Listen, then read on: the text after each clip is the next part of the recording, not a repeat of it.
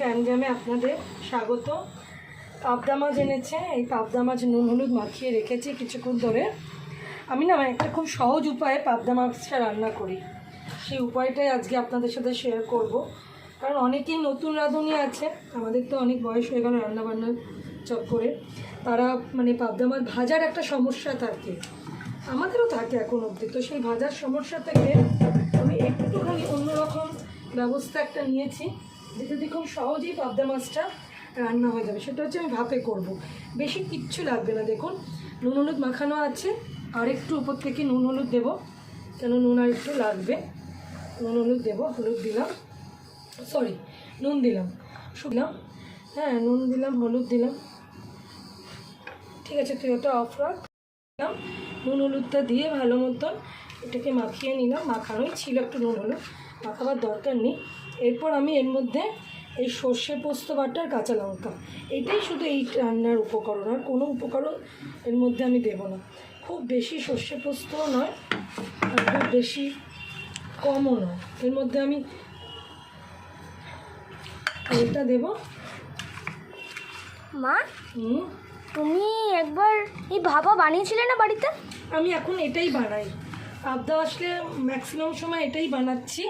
এতে কি হয়, মানে খুব তাড়াতাড়ি হবে, মানে 20-25 মিনিট রাখলেই পাবদা এমনি খুব মানে সফট। একটুখানি ওপর থেকে তেলটা একটু দেবো, তেলটাই একটুখানি এর মধ্যে লাগবে।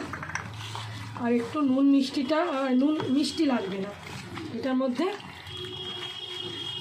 দিয়ে, এই যে ভুলিয়ে আমি টিফিন বক্সে এটাকে আমি চড়িয়ে দেবো। এটা খুবই সুন্দর হয় এই রান্নাটা, না বাড়িতে করলে ভীষণই ভালো লাগে আর খুব নির্ঝঞ্ঝাট।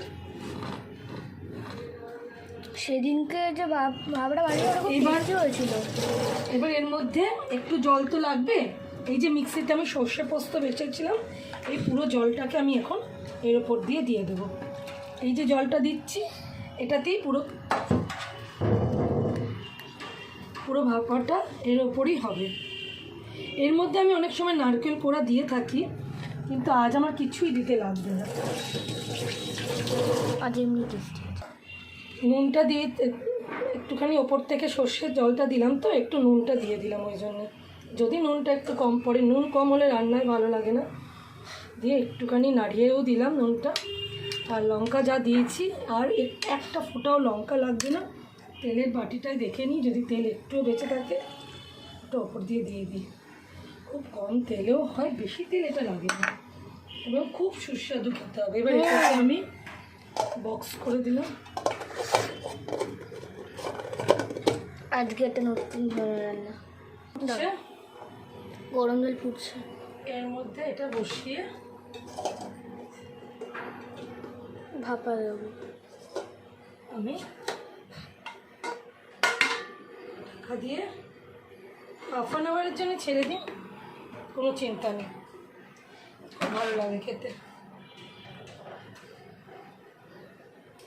বন্ধুদের দেখালাম, অনেকেই পাবদা মাছ না কাটা নিয়ে এই মানে যখনই আমরা রান্না করতে যাই না ভীষণ ফাটে, ওটা নিয়ে একটা সমস্যা সব রাঁধুনিরই হয়, নতুন রাঁধুনি বলুন পুরনো রাঁধুনি, কেউ আলাদা না, সমস্যা সকলেরই হয়। তো সেটার থেকে মুক্তি পাওয়ার জন্য এই সহজ উপায়টা, এই উপায়টা করুন, খুব ভালোভাবে রান্নাটা করা যাবে। না রেসিপিটা বসালাম না, ওটা হয়ে গেছে, দেখুন দেখছেন পাবদা মাছের ভাপে করলাম, যে আপনাদেরকে দেখালাম তখন বসালাম, এই পুরো রেডি হয়ে গেছে।